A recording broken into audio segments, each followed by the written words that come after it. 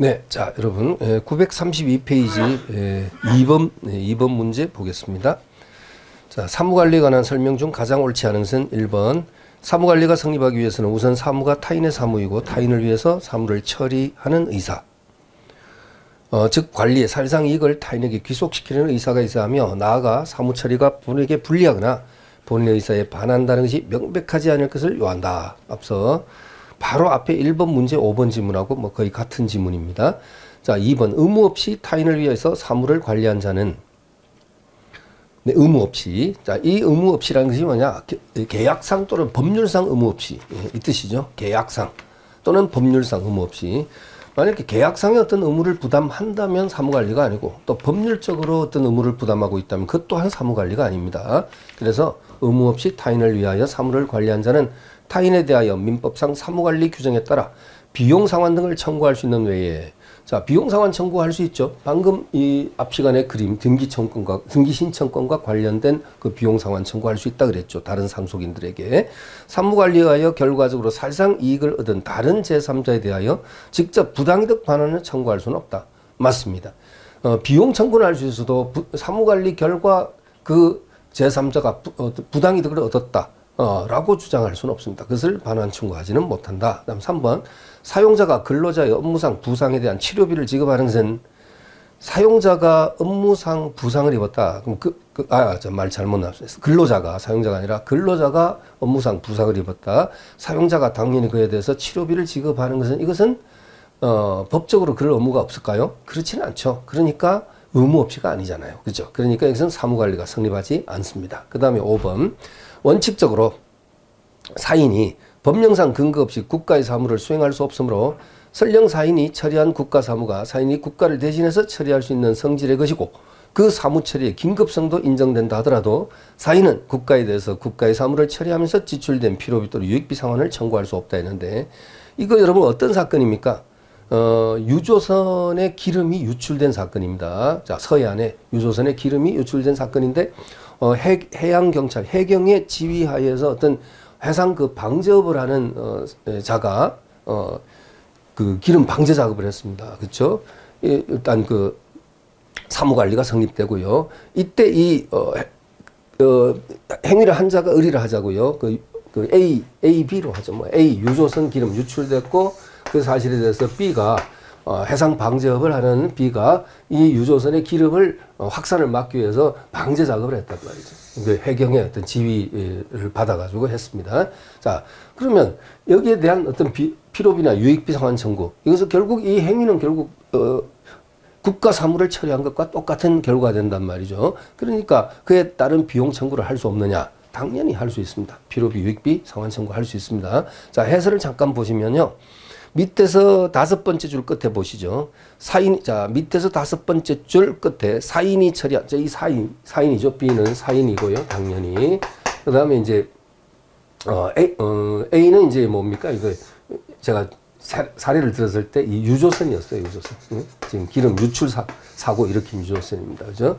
그래서, 사인이 처리한 국가 사무가 사인이 국가를 대신해서 처리할 수 있는 성질의 것으로서 사무 처리의 긴급성 등 국가 사무에 대한 사인의 개입이 정당화되는 경우에 하나여 사무관리가 성립하고 이건 이제 국가를 위해서 행위를 한 사무관리가 성립하고 사인은 그 범위 내에서 국가에 대해서 국가 사무를 처리하면서 지출된 필요비 내지 유익비 상환을 청구할 수 있다. 이렇게. 그래서 방제 비용을 청구할 수 있다. 이렇게 봐야 되겠다. 자, 그래서 5번이 답이었고요. 자, 페이지 넘겨서 935페이지 하단 5번 보겠습니다. 하단에 5번. 자, 사무관리에 관한 다음 설명 중 가장 옳지 않은 것은 1번 제3자와의 약정에 따라. 약정이라면 이건 계약이라는 얘기죠. 계약. 응? 따라 타인의 사무를 처리한 경우는 이것은 사무관리가 성립되지 않는다. 방금 봤죠. 예. 계약 또는 계약이라든가 어떤 법률의 어떤 뭐 규정이라든가 응? 법률상 응? 행위를 했다면 그것은 이제 사무관리가 성립되지 않는다. 그 다음에 2번은 방금 봤죠, 여러분. 방금 제가 순서를 좀 바꾸어서 봤습니다. 자, 순서 바꾸어서 봤었죠. 뭐, 갑을병, 뭐, 세 사람에 있고, 공동상속인으로 봤습니다. 갑에 대해서 상속인 중 1인에 대한 채권자 정의, 등기 신청, 상속 등기 신청을 대위 신청한 바로 그 내용 봤었죠? 예, 그것을 A라고 하자고요. 등기 그림 앞 시간에 그렸던 겁니다. 자, 넘어가고요. 3번 의무 없이 타인을 위해서 사무를 관리한 자는 타인에 대하여 민법상 사무관리 규정에 따라 비용 상환 등을 청구할 수 있고 그 외에 사무관리에 의해서 결과적으로 사실상 이익을 얻은 다른 제3자가 있으면 그 제3자에 대해서 직접 부당이득 반환 청구할 수 있다. 방금 여러분 방금 이 그림에서 을병에 대해서는 이제 사무관리가 성립되는 그런 결과가 된다 했고요. 그러면 이 정이 을병에 대해서 바로 타인을 위해서 사무를 관리한 그런 결과가 되는데 을병에 대해서 비용 청구는 할 수 있다 했죠. 비용 상환 청구는 가능하다. 상환 청구. 자기가 등기 비용을 들였으니까. 등기 비용을 들였으니까 그에 따른 비용 상환 청구는 가능하다. 그런데 부당이득 반환 청구는 안 된대. 부당이득 청구는 안 된다 그랬잖아요. 그죠? 을병을 상대로 해서. 그래서 거기 제3자에 대해서도 직접 부당이득 반환 청구할 수 있다. X입니다. 자, X. 자, 그 다음에 4번 지문에서 다음 페이지. 사무관리가 성립하기 위해서는 타인을 위하여 사무를 처리하는 의사가 있어야 하는데 타인을 위하여 사무를 처리하는 의사는 관리자 자신의 이익을 위한 의사와 병존할 수 있고 방금 이 지문. 예? 결국 이 정의 을병에 대한 관계에서는 사무관리가 성립되는데 이것은 뭡니까? 예? 자신의 이익과도 관련되는 것이다. 예? 자신의 이익을 위한 의사와 병존할 수 있다 했습니다. 자, 옳은 지문이죠. 자, 이렇게 보시면 되겠고요. 또 넘어갑니다. 사무관리는 뭐 그 정도. 그 다음에 939페이지 939 부당이득 나옵니다. 자, 2번 시작하겠습니다. 부당이득에 관한 설명 중 가장 옳지 않은 것은 1번 채무자가 피해자로부터 횡령한 금전을 그대로 자신의 채권자에 대한 채무 변제에 사용했다. 그럼 채권자가 그 변제를 수령함에 있어 악의 또는 중대한 과실이 없이 단순히 과실만 있더라도 채권자의 금전 취득은 피해자에 대한 관계에서 법률상 원인을 결여한 것이다. 이 소리는 뭐냐? 부당이득이 성립된다. 이 소리인데 판례는 그렇게 보지 않습니다. 만약에 그렇게 변제를 받은 채권자가 악의 또는 중대한 과실이 없다면 부당이득이 성립되지 않는다. 이렇게 보는 거죠. 자, 잠시 이건 또 해설을 또 여기 그 틀린 부분이 단순히 과실만 있더라도 이게 틀렸죠. 단순히 과실만 있다면은 부당이득이 성립되지 아니한다. 자, 해설 잠깐 보시죠. 다음 페이지 넘겨서 제일 마지막 해설의 제일 마지막 5줄 마지막 밑에서 5번째 줄 5줄 옆으로 묶어버리시죠. 자, 채무자가 횡령한 금전으로 자신의 채권자에 대한 그래서 채무자가 횡령한 금전으로 이렇게 할게요. 자, 갑 채권자, 을 채무자,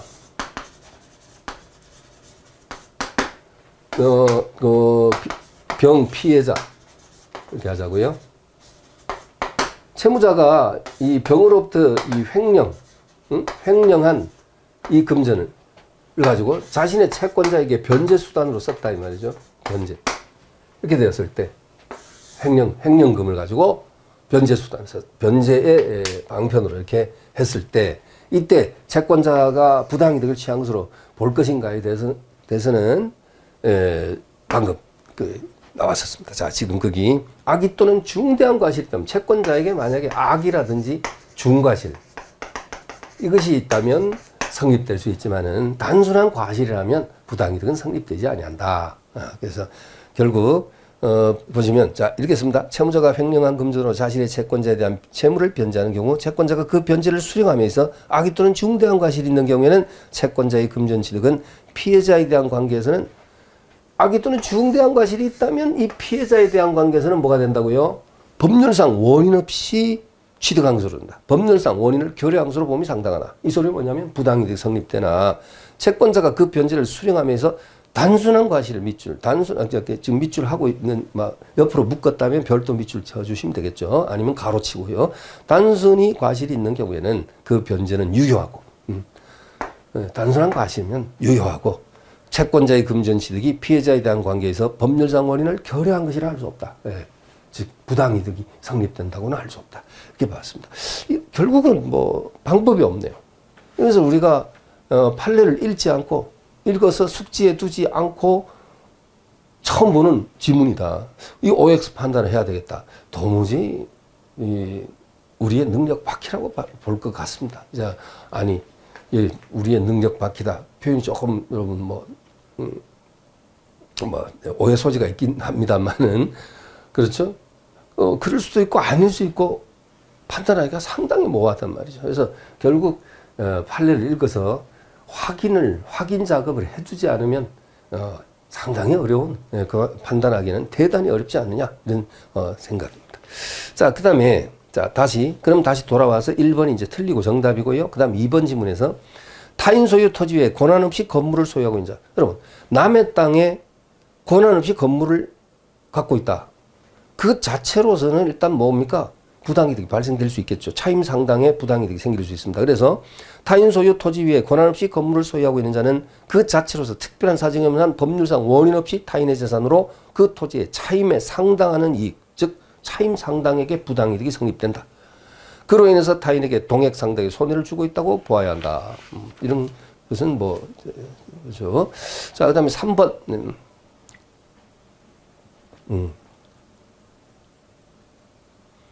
3번 지문이 이거 몇 줄입니까? 한 7줄 정도 되는데, 그죠? 일반적으로 수익자가 법률상 원인 없이 이득한 재산을 처분함으로 인해서 원물 반환이 불가능한 경우에 있어서 반환되어야 할 가액은 특별한 사정이 없는 한 그 처분 당시의 대가이나 이 경우에 수익자가 그 법률상 원인 없는 이득을 얻기 위하여 지출한 비용은 수익자가 반환해야 할 이득의 범위에서 공제돼야 되고, 그러니까 부당이득자가 원 권리자한테 돌려주는 부당이득의 반환 범위는 처분 당시의 그 대가인데, 만약에 그 부당이득을 수익자가 취하기 위해서 어떤 지출된 비용이 들어갔다면 이것은 반환 범위에서 공제되어야 하고, 또 수익자가 자신의 노력 등으로 부당이득한 재산을 이용해서 남긴 운용이익이 있다. 운용이익이 있다. 글자가 떨어져서 그런데 붙여주시면 되겠습니다. 운용이익이 있다면 그 운용이익이 만약에 손실자도 그런 이득 정도는 당연히 취할 수 있다. 취득할 수 있는 범위다. 그렇다면 공제해서는 안 되겠지만은, 만약에 이 부당이득자가 특별한 예를 들어서 기술이 있어 갖고요, 부당이득한 그 재산에서 운용이익을 취할 수 있었다. 특별한 기술이 있어서 예를 들면 운용이익을 취할 수 있었다. 라고 한다면 이건 당연히 공제돼야 돼. 돌려줄 가액에서 운용이익을 공제하고 부당이득 반환이 되어야 한다는 겁니다. 여러분, 표현이 이해가 좀 구두상 그림 안 그리고 그냥 표현했는데요. 그러니까 예를 들어서 A의 어떤 토지를 가지고 B가 토지로 한번 예를 들어보죠. B가 부당이득을 취했습니다. 그래서 그러면 이제 B가 A에게 그 토지 부당이득 반환의 원칙이 뭔가? 원물 반환이죠. 그 원물 반환 할 텐데, 만약에 제3자에게 처분해 버려 갖고 B가 C에게 이렇게 한번 해보자고요. 그러면 B가 A를 처음에 사기를 쳤어요. 사기를 쳐가지고 A 토지를 B가 취득했습니다. 시세보다 헐값에 취득했다 하자고요. 그러면은 그 사실을 A가 이제 그 B는 또 이렇게 취득해갖고 C한테 또 팔아먹었죠. 이렇게 전매를 했어요. 근데 C는 선의의 제3자입니다. 선의의 제3자. 그러면 여러분, 자, A가 사기당한 사실을 알고 B를 상대로 해서 취소를 했습니다. 자, 취소를 하게 되면 어떻게 돼요? 처음으로 돌아가서 매매가 무효가 되고, 따라서 A는 B를 상대로 해서 부당이득 반환 청구를 할 수 있겠죠? 자, 법률행위가 무효가 됐는데도 불구하고, A에게는 재산의 감소, B에게는 재산의 증가가 왔습니다. 법률적 원인 없이 B에게 재산 증가됐으니까 부당이득이 성립되고, A는 B를 상대로 해서 부당이득 반환 청구를 할 수 있는데, 자, 부당이득 반환의 원칙적인 모습은 원물 반환입니다. 그 토지 자체를 돌려줘야 되는데, B가 이미 C에게 팔아버려서 이 C가 어떤 사람이냐? 선의 제3자다. 그러면 여러분 아시잖아요. 자, 비진이 통정, 착오, 사기, 강박이 한 무효취소는 선의 제3자에게 대항하지 못한다. 그러면 C에게는 대항하지 못한다. 그럼 대항하지 못하게 되면 어떻게 되느냐? C 소유로 확정되고, 여기서는 C 소유로 확정되고, B는 A에 대해서 부당이득 반환의 모습이 어떻게 됩니까? 원물 반환이 불가하니까 뭘로 돌려줘야 돼요? 가액 반환을 해야 된다. 이 말이죠. 가액 반환. 그러면 C한테 팔아서 받은 대가를 돌려줘야 한다. 이 얘기 아닙니까? 자, 여기서부터 시작입니다. 여기서부터 시작인데, 만약에 B가 이 토지에 무슨 비용을 지출했다면, 그렇죠? 그 토지가 예를 들어서 일부 취득할 때부터 좀 유실된 상태에서요. 예? 일부가 무너진 상태. 그래서 그것을 다시 북돋아주고 하는 비용이 투입됐다고 한다면 그 비용은 돌려줄 가액에서 공제하는 것이 당연합니다. 마땅하죠.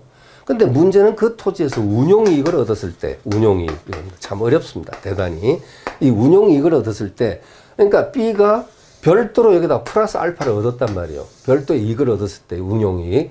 이걸 과연 B가 A에게, 이 회복자 A에게, 이 손실자에게 다시 돌려줄 때 그 가액에서, 100이라는 가액에서 이 운용이익, 이 플러스 알파를 마이너스 알파 빼고 줘야 되느냐, 빼고 주면 되느냐, 아니면 이걸 공제하지 않고 그냥 돌려주느냐, 이게 이제 문제가 되죠. 만약에 이 운용이익이란 것은 통상적으로 A도 그만한 운용이익을 취할 수 있는 정도의 성격이라면, 네? 네? 빼면 안 돼요. 돌려줄 부당이득 반환 가액에서 빼면 안 돼. 빼면 안 되는데, 제가 방금 그랬잖아요. B가 만약에 나름의 어떤 기술이 있어가지고, A는 그런 정도의 운용이익을 얻을 수 없는 정도고, B 자기니까 그 정도 운용이익을 얻을 수 있는 그러한 수익을 플러스 알파를 취할 수 있는 정도면 일단 가액 돌려줄 때 요건 자기가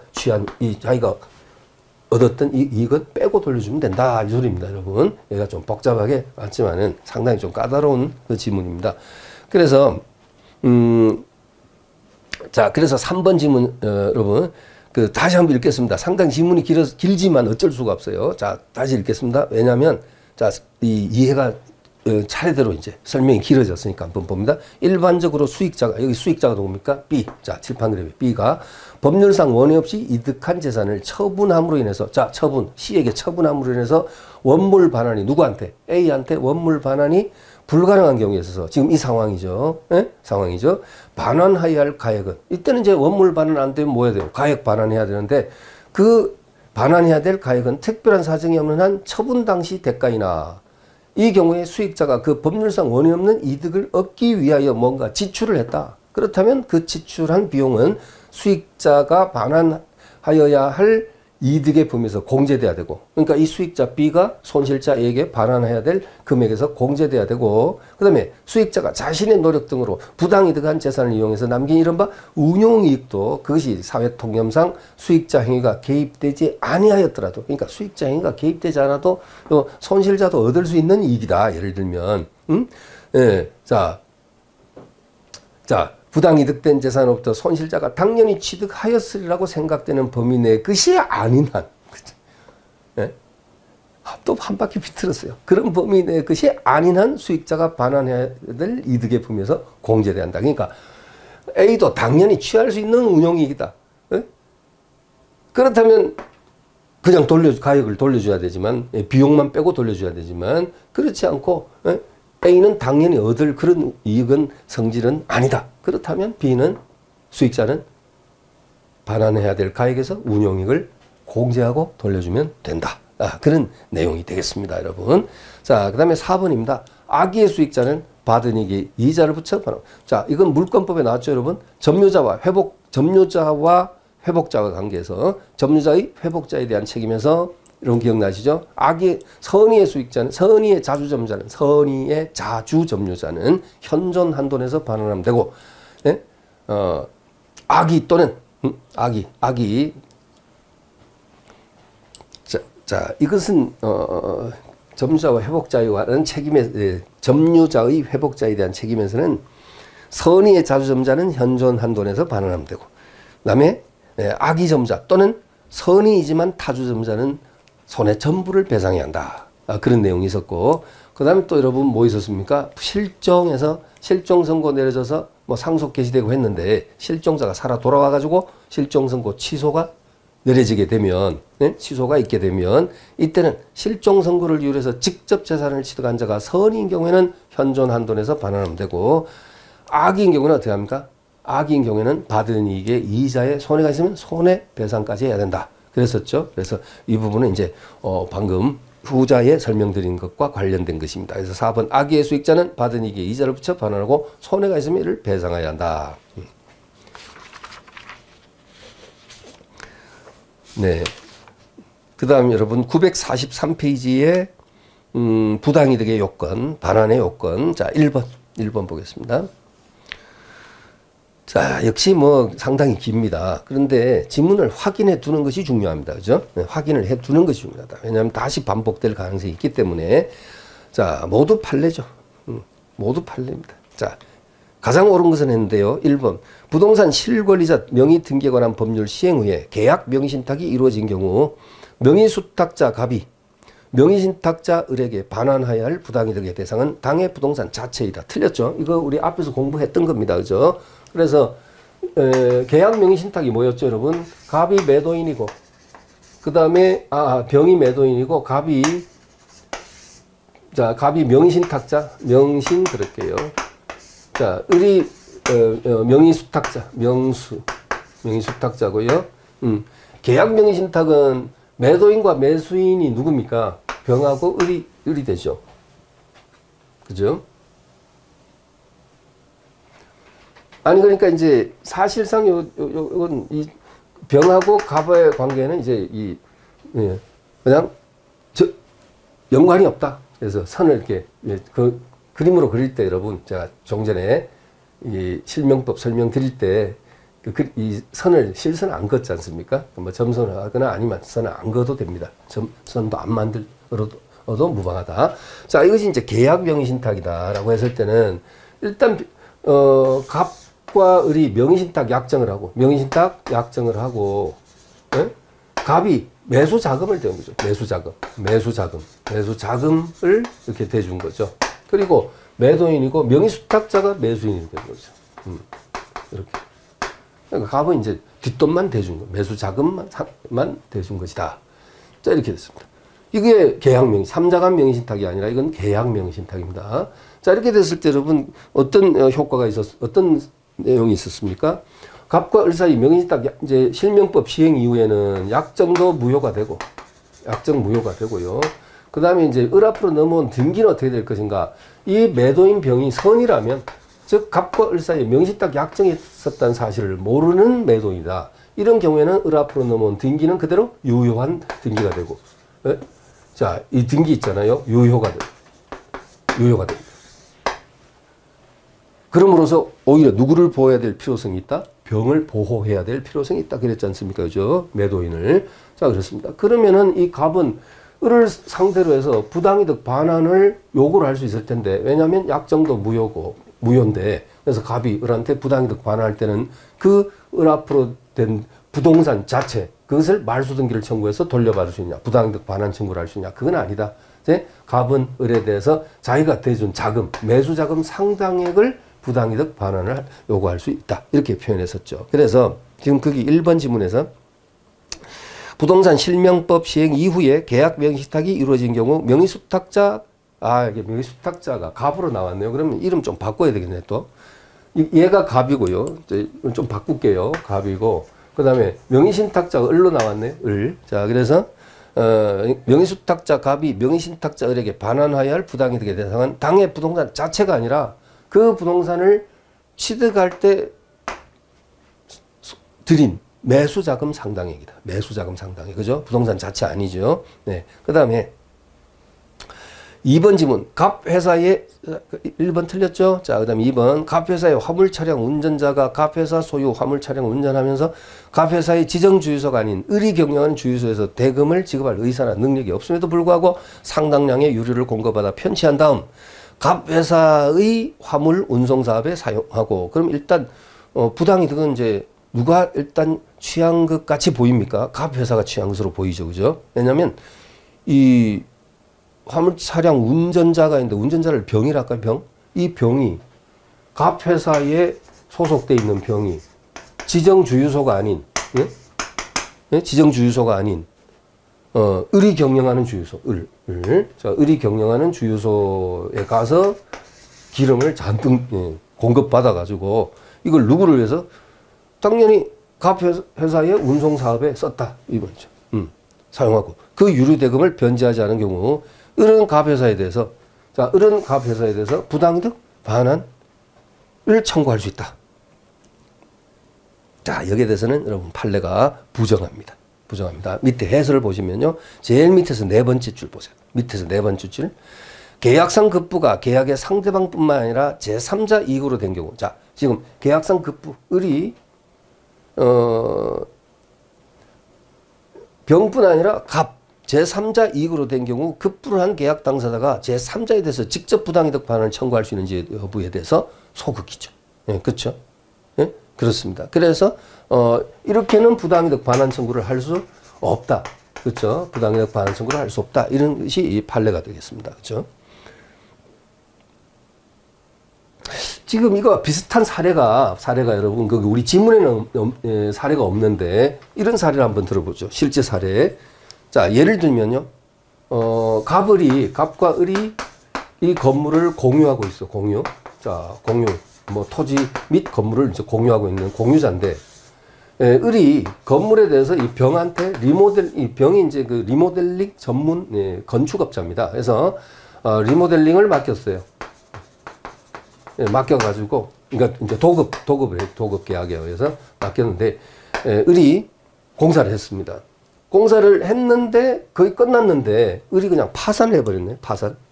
을이 파산했어요. 그러니까 을이 단독으로 병과 계약을 한 거예요. 갑은 그 사실에 대해서 모르고 있고 계약을 했습니다. 그래서 을이 파산했어.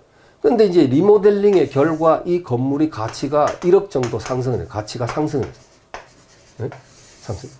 자, 과연 이 병이 이제 을은 도급이는 파산해 버렸으니까, 여러분 도급 계약에서 이 을이 파산해 버려요. 그래서 병이 갑에 대해서 부당이득 청구를 할 수 있느냐? 부당이득 반환 청구를 반환 청구. 이게 다 쓰니까 길어지네요, 그죠? 이것을 할 수 있을까 하는 것인데 없다는 겁니다. 이제 이런 이 경우에도 결국 제3자로 이제 본다는 거죠. 이 갑을. 공유자 중 물론 1인이라 하더라도 말입니다. 네.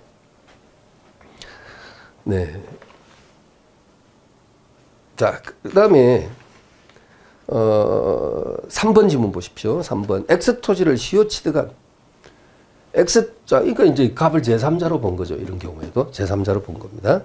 그래서 제3자에 대해서는 부당이득 반환 청구를 할 수 없다. 네, 그렇게 있죠. 그 다음에 3번. X 토지를 시효 취득한 갑에게로 소유권 이전 등기가 있기 전에 원소유자 을이 X 토지에 설정한 근저당권의 피담보 채무를 갑이 변제했을 때 과연 을에게 변제액 상당의 부당이득 반환 청구를 할 수 있느냐 하는 것인데 이것도 인정되지 않는다는 겁니다. 지금 자, 을 소유 토지 이것을 갑이 시효 취득했습니다. 20년간 소유이사로 평온 공인하게 점유하고 이제 등기하면 소유권 취득한다는 우리 점유 취득시효 있죠. 그런데 을의 부동산에 이제 뭡니까? 이게 저당권 설정, 저당이 되어 있습니다. 그래서 이 갑이 이 저당을 변제를 해갖고요, 말소시켰어요. 과연 그 말소된 변제액 상당하게 부당이득 반환 청구를 시효 취득자가 원소유자에게 행사할 수 있느냐? 인정할 수 없다는 것이 판례의 태도입니다. 그렇죠? 예, 부당이득 반환 청구할 수 없다. 이것도 해설에 이제 나와 있는데요.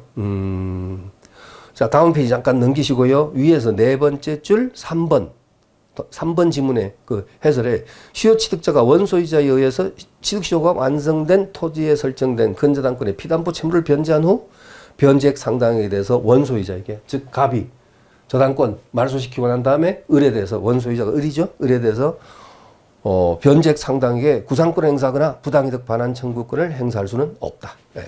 자, 그 부분 줄쳐 두시고 다시 돌아옵니다. 내용이 워낙 시간이 좀 많이 걸리네요, 여러분. 4번. 갑이 을로부터 횡령한 금전을 그대로 병에 대한, 이거 아까 나왔던 것, 중복된 것. 중복입니다. 병이 을로부터 횡령한 금전을 그대로 병에 대한 채무 변제로 사용한 경우 병이 그 변제를 수령함에 있어 악의 또는 중과실이 있는 경우에는 부당이득이 성립된다. 그렇지만 악의 또는 중과실이 없다면, 그렇죠? 그렇다면 병의 금전 취득은 또 부당이득이 성립되지 않는다 그랬죠. 이거 중복됐습니다. 그래서 악의 또는, 지금 어떻게 지문은 갔어요? 악의 또는 중과실이 있는 경우에는 병의 금전 취득은 을에 대한 관계에 있어서 법률상 원인을 결여한 것으로 봄이 상당하다. 이 말은 부당이득이 성립된다. 그러니까 4번 옳고 정답입니다. 자, 그 다음에 5번. 갑과 을 사이에 상계 계약이 체결된 경우 갑의 채권이 불성립되어 을의 채무 면제가 무효가 되었음에도 갑이 을에 대한 채무를 이행하지 않고 있는 것은 법률상 원인 없이 이득을 얻은 것이 된다. 즉 부당이득이 성립된다 했는데 판례는 부당이득 성립되지 않는다고 합니다. 지금 어떤 상황이냐. 갑과 을이 상계 계약을 했어요. 상계 계약을 했는데 그래서 결국 어떻게 됐어요?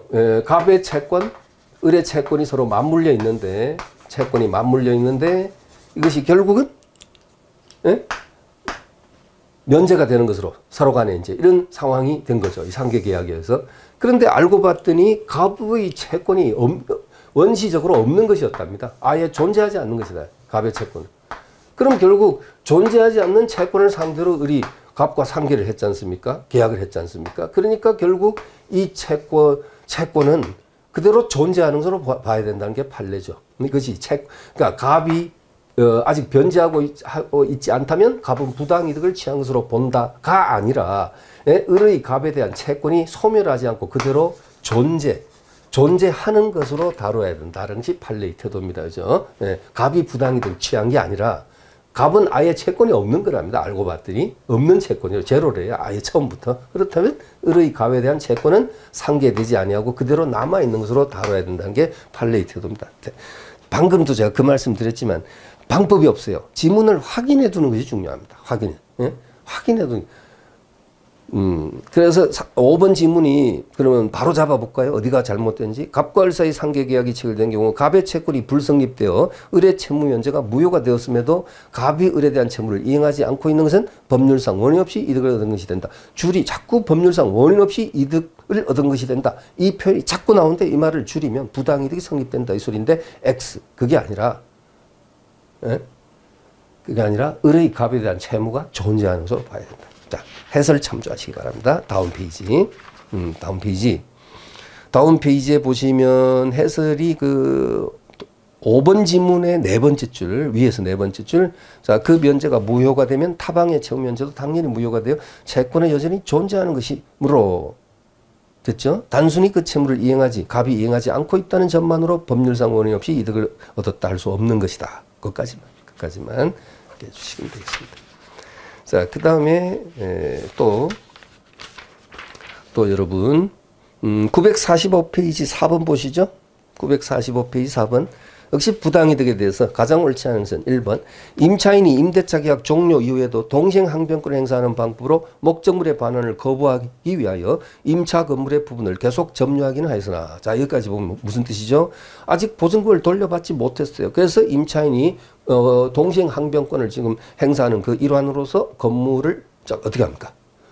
반환하지 않고 지금 반환을 거부하고 있다는 거죠. 네, 그래서 보증금 돌려받을 때까지 나 못 나가겠다. 지금 이런 상황이에요. 자, 근데 이를 본래 임대차 계약상의 목적에 따라 사용수익하지 아니하여 실질적인 이득을 얻은 바 없다. 그렇다면 부당이득 성립되지 않는다. 그렇죠? 네, 그래서 맞습니다. 점유는 하고 있어도 사실상 사용수익을 하지 않고 있기 때문에 실질적인 이득을 얻은 바 없는 경우에는 부당이득이 성립되지 아니한다. 이렇게 가야 되는데 마지막에 뭐라고 되어 있냐면 부당이득 반환음과 성립한다고 되어 있으니까 틀리고 정답입니다. 자, 제가 설명 조금 빨리 해도 여러분 좀 이해해 주시기 바랍니다. 남아있는 양들이 또 대단히 많아서. 자, 그 다음에 2번. 부동산을 점유 사용함으로써 받은 이익은 특별한 사정이 없는 한 임료 상당액이라 할 것이므로. 맞죠? 매수인이 부동산을 인도받아 그 용도대로 사용한 경우 매수인은 임료 상당의 이익을 받았다고 할 것이고. 가사. 예전 판례들 보면 이 가사, 이게 가끔 이 표현이 들어가죠. 아주 오래된 판례들 보면. 그래서 가사 이렇게 나왔습니다. 어떻게 보면 설사 그 부동산을 사용하여 영위한 영업이 전체적으로 적자였다 하더라도 사용은 하긴 했잖아. 그죠? 사용으로 인한 이익 그 자체는 부정할 수가 없다. 부당이득이 성립되는 것은 어쩔 수가 없다. 예? 이해하시죠, 여러분? 그러니까, 사용을 해서 어쨌든 적자를 봤다 하더라도 자기가 돈 벌려고 사용수익을 한 거거든요. 그러니까 당연히 부당이득이 성립된다는 얘기죠. 당연히 성립된다는 겁니다. 그 다음 3번에. 불법을 원인으로 인하여 재산을 급여하거나 노무를 제공한 때. 자, 불법 원인 급여 기억하십니까? 746조. 불법을 원인으로 제공된 급부는 돌려받지 못한다. 746조 본문. 그때 그 불법은 무엇을 의미한다? 강행법규 위반을 의미하는 게 아니라 103조 선풍기, 선량한 풍속 기타 사회질서 위반 등, 즉 사회질서 위반을 의미하는 것이다. 여러분 기억하십니까? 네, 그겁니다. 자, 그래서 다시 불법을 원인으로 인하여 재산을 급여하거나 노무를 제공한 때는 그 이익의 반환을 청구하지 못하나 그 불법 원인이 이게 746조 단서입니다.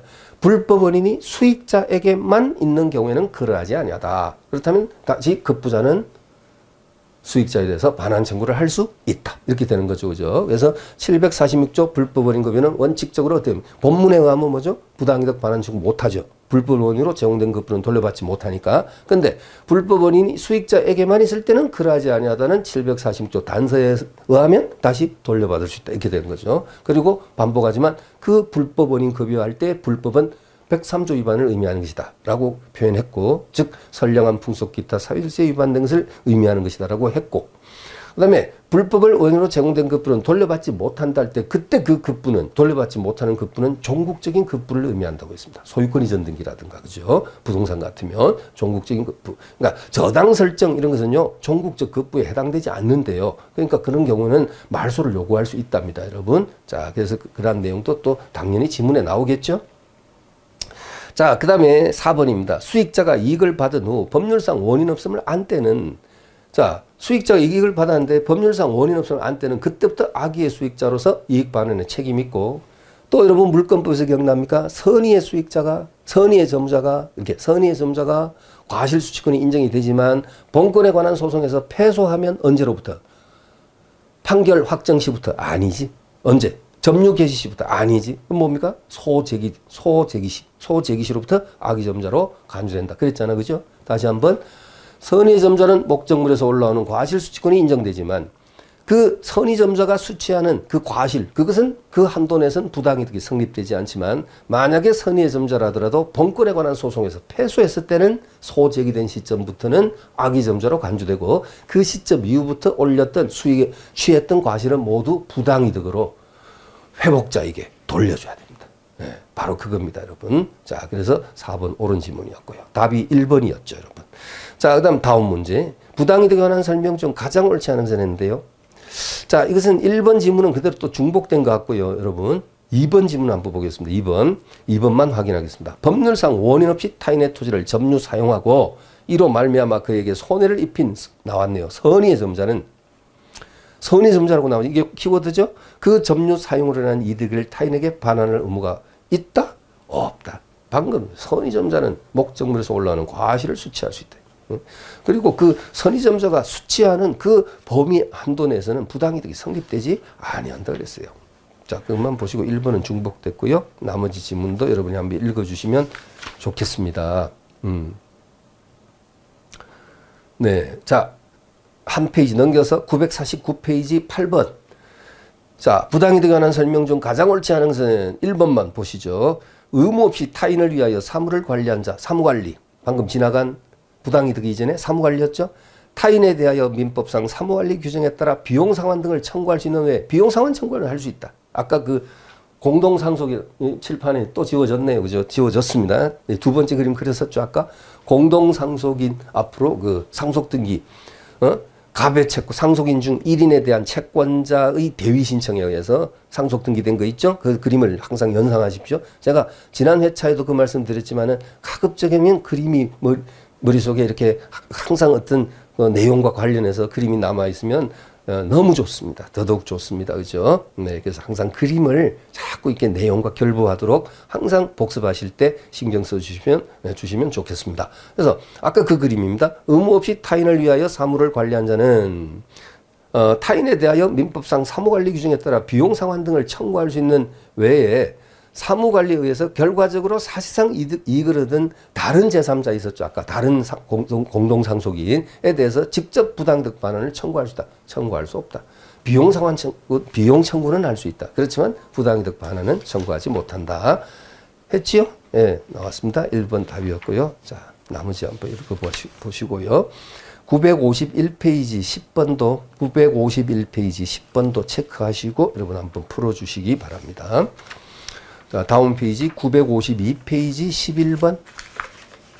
자, 부당이득에 관한 설명 중 옳지 않은 것인데요.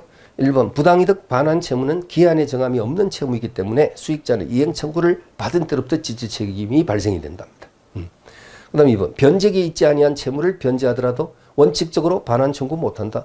변직이 있지 아니한 채무를 변제한 것은 이건 자기가 뭐 한 겁니까? 자기 스스로 기한 이익을 포기한 거죠. 기한 이익을.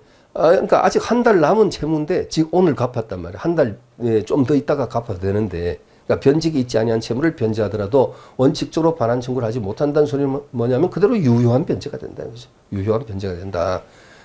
그렇죠. 기한 이익을 스스로 포기한 것이니까, 그죠. 물론 그로 인해서 상대방이 상대적으로 이득을 얻으면 그것은 이제 반환을 요구할 수 있겠지만은. 그럼 3번. 법률상 원인 없이 취득한 것이 금전상의 이득일 때는 그 금전은 이를 취득한 자가 소비했는가를 여부를 분문하고 현존한 것으로 추정한다. 현존으로 추정한다. 네, 4번. 임대차 종료에 임차인이 동시행항변권을 행사해서 임차 건물을 계속 점유하여 온 경우에는 그로 인해서 이익을 얻었더라도, 자, 이익을 얻었다라고 한다면 부당이득 성립되죠. 응? 이득을 얻지 않았다면 부당이득 성립되지 않지만, 그죠? 아까 나왔지만 이득을 얻었더라도 부당이득으로 반환 의무가 없다 했는데 X 틀리고 정답이죠.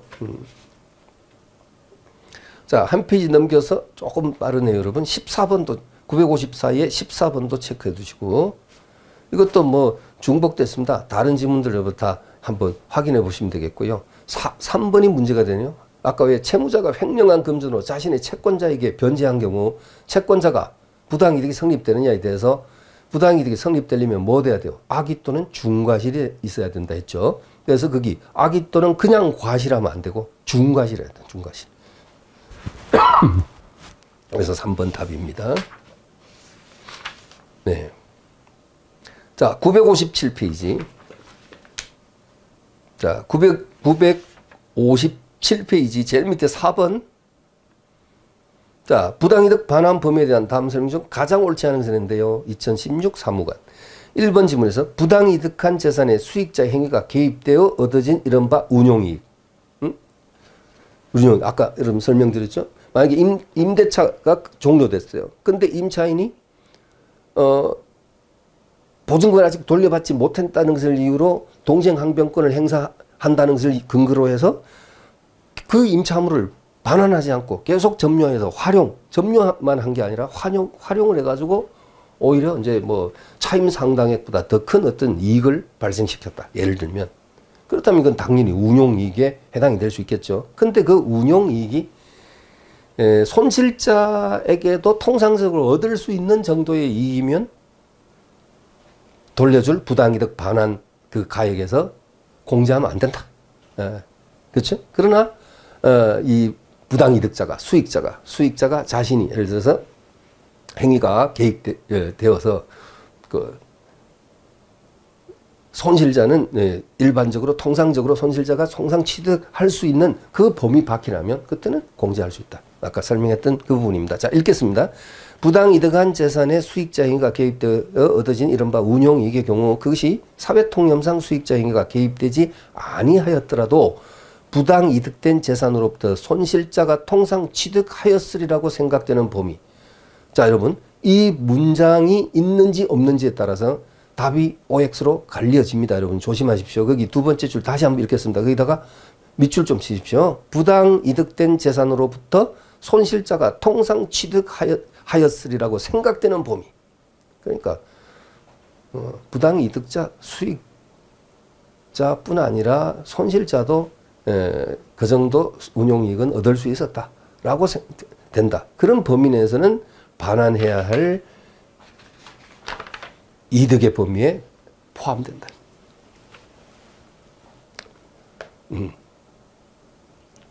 그렇죠? 네. 자, 그렇습니다. 자, 그 다음에 그러니까 옳은 지문이죠. 옳은 지문입니다. 그러니까 손실자가 통상 취득하였으리라고 생각되는 범위 내라면 그 수익자가 얻었던 그 운용이익은 그냥 돌려줄 부당이득 반환 범위 안에 포함된다. 그러니까 손실자는 취득할 수 없고 이 수익자가 자신이 독특하게 취득할 수 있는 뭐 그런 특별한 것이라 한다면 예를 들어서 이때는 반환 범위에서 포함이 아니고 공제한다. 아까 몇 번 얘기했습니다. 여러분. 자, 맞고요. 다음 페이지 한 4번 한번 보시죠. 4번. 4번. 갑이 권한 없이 을의 소유 부동산을 제3자에게 처분하였다가 선의 제3자 보호 규정에서 부동산을 반환하지 못하고 처분 대가로 수령한 매매 대금을 을에게 반환해야 되는 경우. 여러분.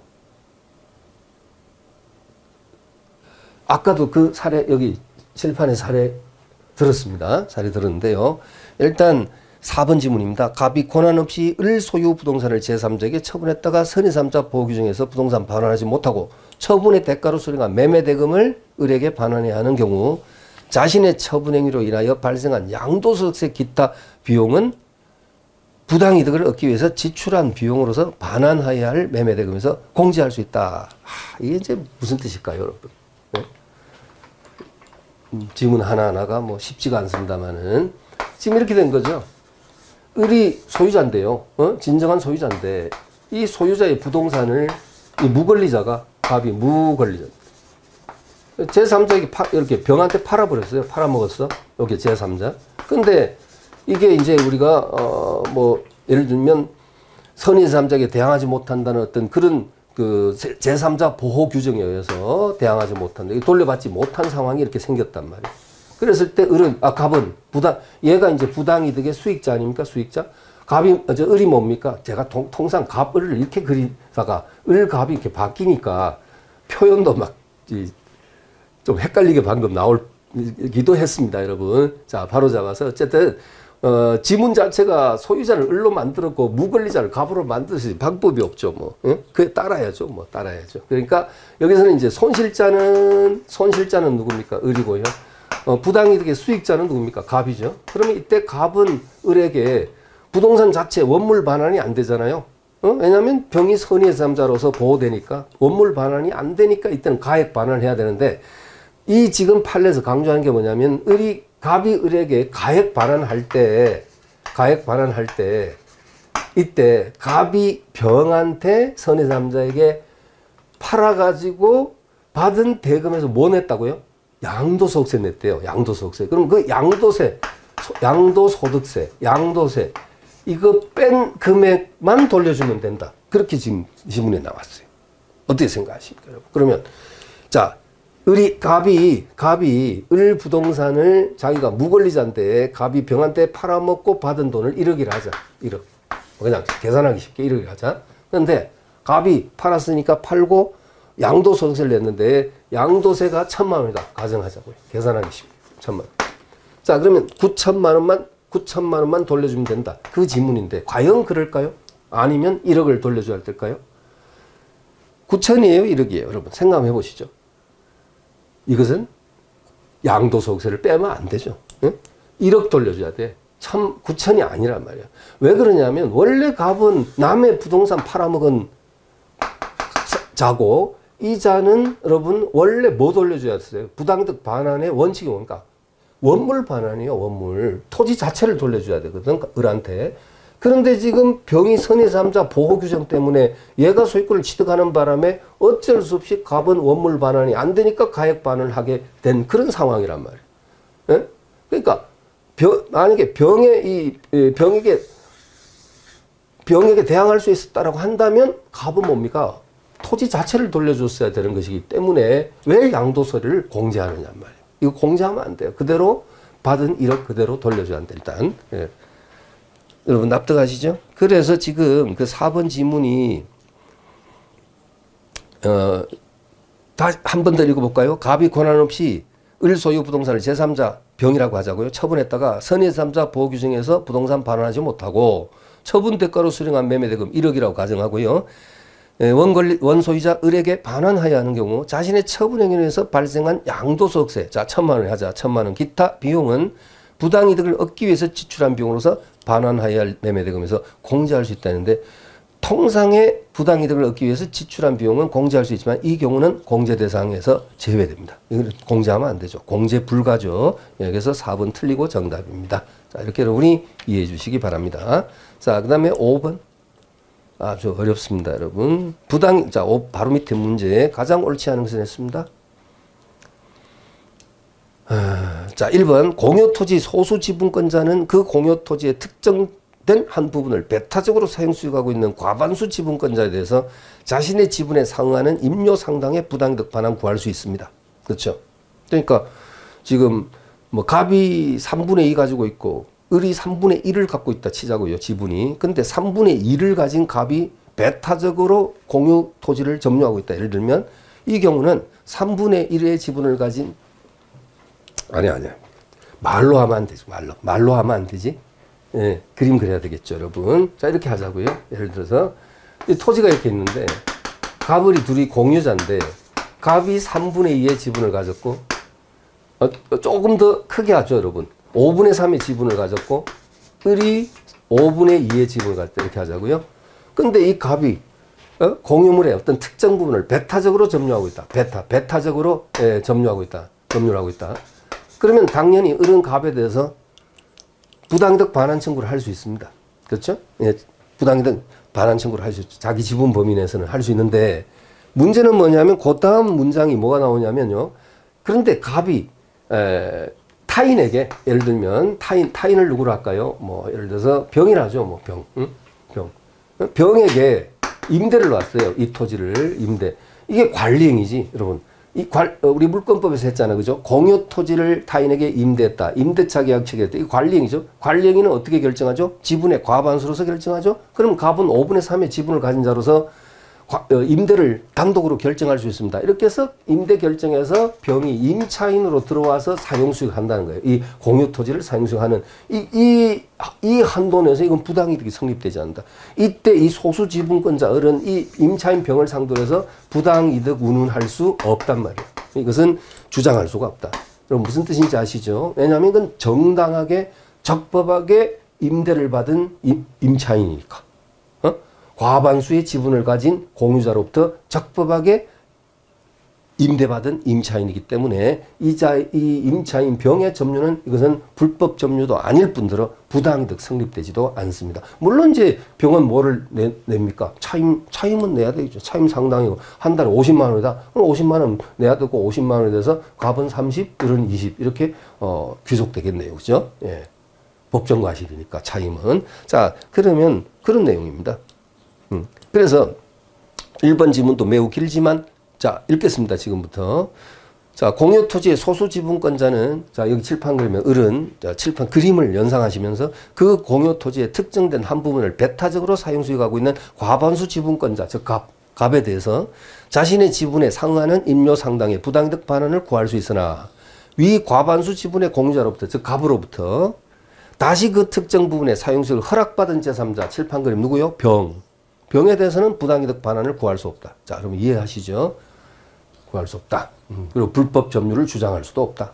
물론 그렇다 해서 병이 뭐 임료 그 차임을 뭐 안 내고 사용수익할 수도 그런 뜻은 아니겠죠. 그다음에 2번 타인 소유 토지 위에 권한 없이 건물을 소유하고 있는 자 그 자체로서 부당이득 성립되죠. 남의 땅에 권한 없이 그러니까 적법한 어떤 권리의 바탕이 없이 지상권이나 임차권 이것을 설정받은 사실이 없이 점유하고 있는 자 이게 무단으로 점유하고 있는 거지. 당연히 실제로 건물을 사용 수익하고 있지 않더라도 부당이득 반환의무가 있다. 부당이득 성립되니까. 그다음에 3번. 자, 부동산 실권리자 명의 등기에 관한 법률 시행 이후에 이른바 3자간 부동산 등기 명의 신탁의 경우 명의 신탁자는 수탁자를 상대로 직접 부당이득 반환을 원인한 소유권 이전 등기를 구할 수 있다.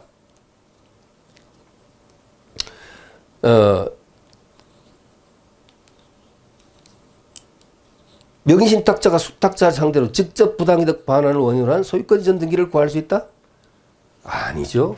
여러분, 이건 또 물권법에서 우리가 했던 부동산 실명법을 이제 복습하게 만드는 결과가 되는데, 아까는 뭐가 나왔어요? 계약 명의신탁이 나왔죠? 이번에는 3자간 명의신탁이 나왔네요. 3자간 명의신탁의 모습은 어떤 모습이었어요? 병이 매도인. 그런데, 명의수탁자가 매수인이 아니고요. 이 3자간 명의신탁은 명의신탁자가 매수인입니다. 그렇죠? 자기가 직접 매수인, 매매 계약을 하는 매수인이에요. 얘가 이제 명의신탁자, 명신이고, 그 다음에 을과 명의신탁 약정을 하죠.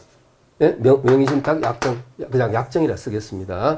약정을 하고, 이제 병한테 부탁을 해서, 갑이 병하고 매매 계약을 체결하지만 갑이 병에게 부탁해서 등기는 누구 앞으로? 을 앞으로 넘기게끔 이쪽으로 이전 등기를 하게끔 이렇게 병한테 부탁을 한 것이죠. 을은 어떤 존재냐? 얘는 뭡니까? 명의 수탁자죠. 이렇게. 역시 실명법 시행 이후에는 이 약정도 무효가 되고 그 다음에 이렇게 해서 넘어온 이 명의수탁자 앞으로 넘어온 등기도 뭐가 되고 무효가 되고 그러면 어떻게 됩니까? 다시 등기가 세산이 병 앞으로 복귀가 되죠. 복귀. 자, 이런 경우 여러분 실명법은 어떻게 강조하고 있습니까?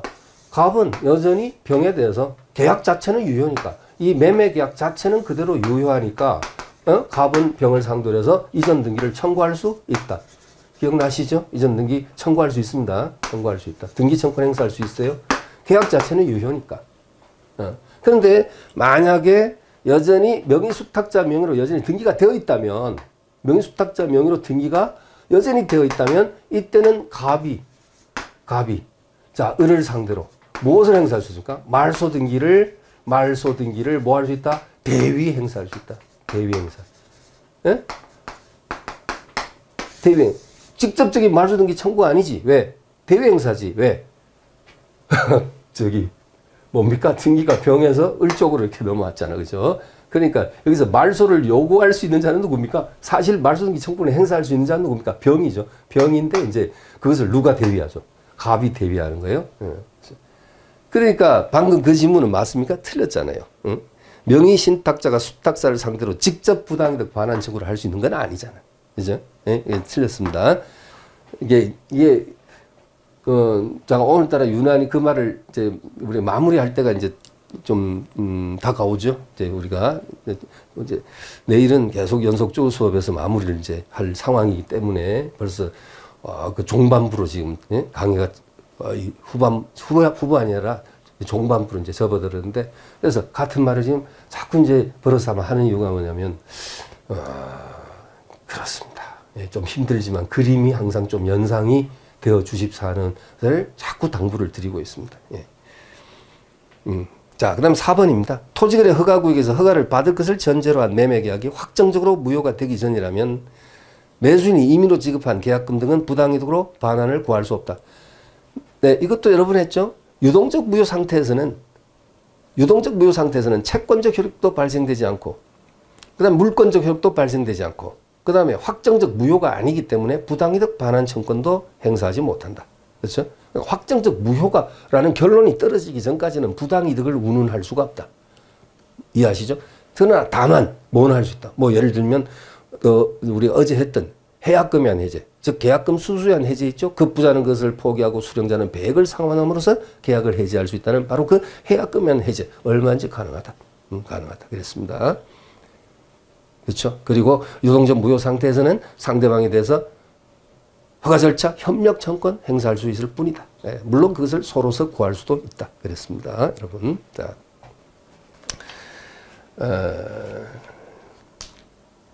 잠깐 끌었다가 다음 시간에 또 이어서 여러분 보시도록 하겠습니다.